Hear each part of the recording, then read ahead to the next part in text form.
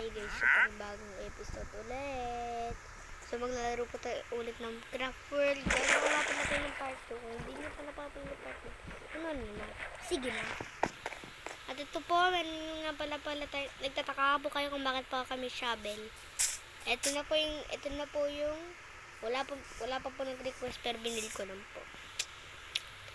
At wala pa tayo nag-request. Kung gusto mag-request ng kahit ano, gagawin ko. Kukopyahin ko na lang. Yan guys.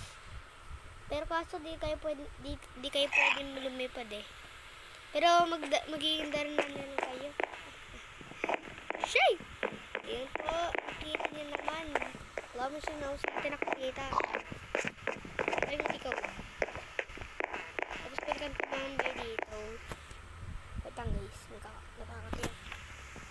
Ayaw mga nasa 1 ulit.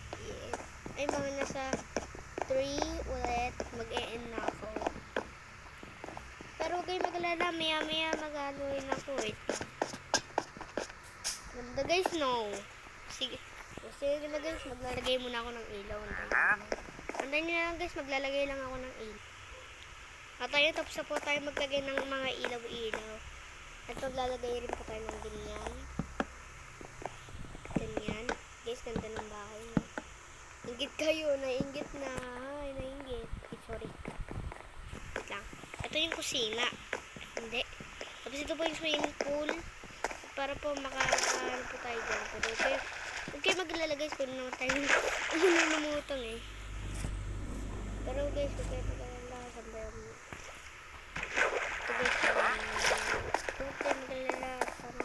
Lalagay na tayo ng TV. Wait lang. Wait lang. Ang guys nag-ano ako. Maya ako. Pero guys, antayin na lang eh.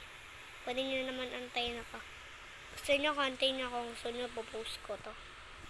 Ipapost ko pala in. Wait lang guys. Ito yung po nakikita nyo naman po nandito sa loob ng closet. At po nakatulog na kayo at susunog eh. Dalosin.